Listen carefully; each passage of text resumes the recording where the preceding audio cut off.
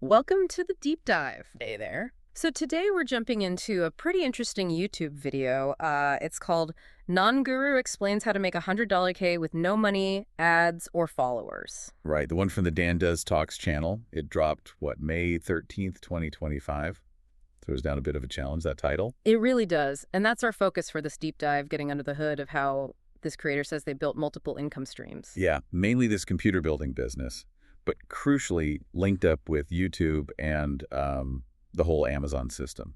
Exactly. The big question is how they apparently pulled off significant income without, the usual stuff, big investment, paid ads, or a huge starting audience. Right, and our source is just the transcript from that YouTube video itself. So for you, the learner, listening in, our goal here is to really pull out the practical strategies, the actionable bits from this creator's story. We want to find those aha moments. Yeah. What principles did they use that maybe aren't so obvious? Okay, so let's talk about their initial success. They built up several YouTube channels first. Yeah, and that led them into the Amazon Influencer Program. It wasn't random, though. It happened because they were sending traffic to Amazon through affiliate links. Okay, so recommend products, viewers buy, Amazon notices. Makes sense. But then it got more interesting. It did. Companies started sending them free computer parts. 3 parts, just like that. Well, in exchange for reviews and using them in their build videos, the creator actually called it free income. Huh. So what's the principle there? Value exchange. Pretty much. Yep. They created value by sending sales to Amazon, making them a good partner. Then, brands saw value in reaching their audience through reviews. It all ladders up to their main strategy, which was really built around YouTube. Right. YouTube wasn't just for fun videos. It was the core platform to build an audience, and then they plugged the PC building business right into that. And the logic, which I think holds up, is that YouTube viewers choose to watch. They're already interested. Yeah, unlike someone just scrolling past a random ad, they're warmer leads. That active choice is key. And that's where the Amazon integration really shines. Embedding affiliate links in the video descriptions. Made it easy for people to buy the stuff they were seeing. Exactly. And they doubled down with things like top 5 or top 10 pre-built PC videos. Kind of directing traffic to specific products, but the individual component reviews, that seemed really smart. Oh yeah, that's where you see a multiplier effect. Yeah. So they review a graphics card in a build video. Mm-hmm. And a video review can then actually show up on the Amazon product page for that graphics card. Whoa. Okay, so they're not just sending traffic to Amazon, they're adding content within Amazon. Precisely. Leveraging Amazon's own massive traffic and adding that layer of like peer review or social proof right on the product page. That's powerful. Super powerful. Okay, and then there was this offer they made, the impossible to say no to offer. What was that about? It was all about transparency. They basically said, look, you only pay for the parts. Here's the Amazon cart screenshot. That's the price. So no labor cost? Effectively, yeah. They eliminated the labor fee. That builds huge trust and makes the offer incredibly attractive. Okay, so we've got the early success, the YouTube Amazon link, the killer offer. Let's dig into how they actually built this machine, as they called it. Step 1 was the platform, right? YouTube. Right. YouTube was the starting point, the proof. And importantly, a way to document the journey. That documentation builds the personal brand. Why is showing the journey so vital? It builds trust, credibility. You're not just saying you can build PCs. You're showing it build after build. People follow along, see the expertise develop. It makes the brand real. Got it. And with the Amazon Influencer Program, they didn't just list products, they reviewed each component. Yeah, that detail matters. Reviewing each part individually meant their videos could appear on all those different Amazon product pages. So multiple chances for passive income from people just browsing Amazon for, say, a specific RAM stick or power supply. Exactly. Tapping into Amazon's high-intent traffic streams. They also talked about volume. Even small YouTube view counts apparently had a big impact compared to old-school sales. How does that work? Well, think about who was watching. 100 views on a super specific how to build a budget gaming PC video. Those viewers are likely very interested. They're much warmer leads than, say, 1,000 random impressions on a banner ad. Right, intent matters. So consistent videos, even with smaller views initially, add up. Definitely. Scaling the video production leads to potentially exponential growth in reach over time. They also mention potential tax benefits, with a big disclaimer, obviously. Yeah, the idea that maybe, just maybe, reviewing products bought for the business could be a write-off. But the key takeaway... Talk to a CPA. Always. Tax stuff is complex, very individual. Don't rely on, off-the-cuff mentions in a video. Good advice. Now, they like building computers, but it's time-consuming, right? So they pivoted. They did. They shifted towards creating digital products, courses, blueprints, that kind of thing. Why the shift? Scalability. Exactly. You build a course once, you can sell it thousands of times. Building physical PCs, there's a hard limit on your time and resources.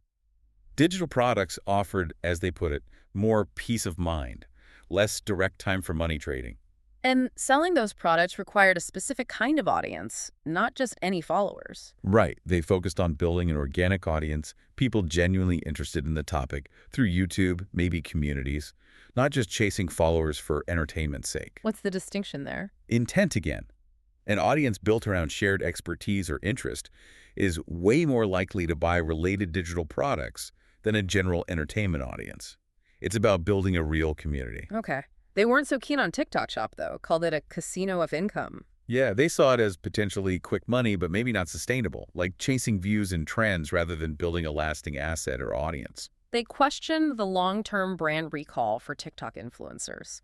Kind of, and saw short-form video more as a tool maybe to get some quick cash to invest in the long-term business, like YouTube, rather than being the business itself. They also mentioned needing 5,000 followers for the TikTok Shop partnership back then.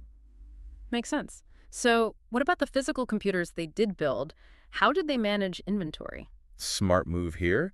They used places like Facebook Marketplace. If a custom order didn't happen or they built extras, they'd list them there to keep cash flowing and avoid tying up capital. Practical. And then there was this flipping army idea. That sounds wild. It does, but it stemmed from that initial goodwill. Customers who got a great deal PC at cost were apparently willing to help resell any builds that fell through for a profit. Wow.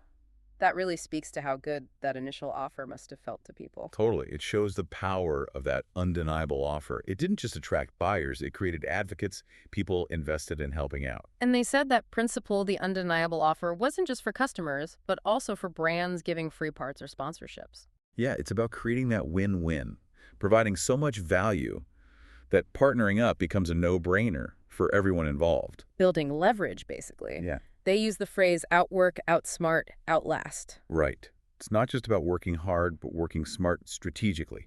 Consistency plus a good plan. Let's circle back to the Amazon affiliate links for a sec. They linked every single component. Every single one.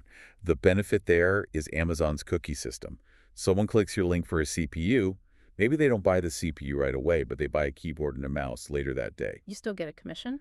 Potentially, yeah, within Amazon's cookie window. So linking everything RAM, case, cooler, everything just maximizes the chances of catching any related purchase. Plus, as we said, reviewing each part individually helps saturate Amazon itself. Okay, and YouTube strategy consistency was key. 3-4 videos a week. That was their recommendation for building momentum. Keeps the audience engaged, tells the algorithm you're active. It's about visibility. They said infrequent posting makes you invisible, but also you gotta let videos sit sometimes and find their audience. Right. And for new creators, the advice was search first, viral later. Focus on answering questions people are actually typing into search. Exactly. How-to guides, specific product reviews, that's evergreen content.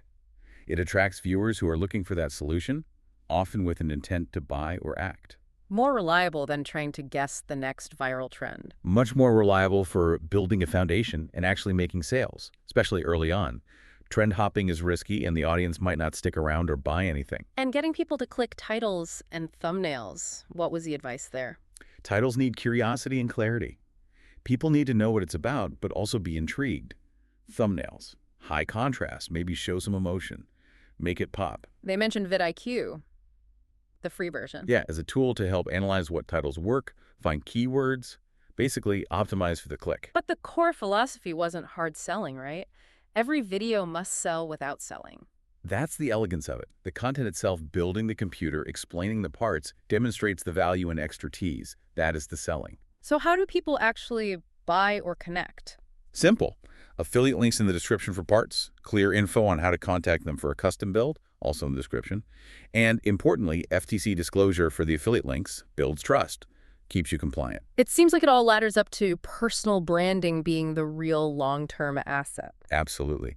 Documenting the journey, delivering value consistently, engaging with people, that builds reputation, equity. And that enables the shift to things like courses and coaching later on. Exactly. People buy from people they know, like, and trust, especially when they've seen the proof over time. The creator really stressed speaking with people, not at them, but still being direct and always learning journaling insights. Okay, so wrapping this deep dive up, the key takeaways seem to be provide immense value up front, use YouTube strategically to build an audience and show expertise, weave tightly into the Amazon system for income and leads. And leverage all that to build a personal brand that can then support more scalable things like digital products.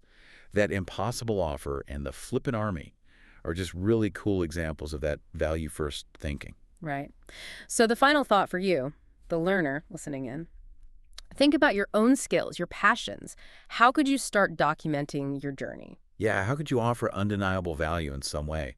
And what platforms like YouTube or maybe others could you leverage strategically, even without a big budget or following right now? What's one small thing you could start doing today, to begin building your own machine? Something to think about.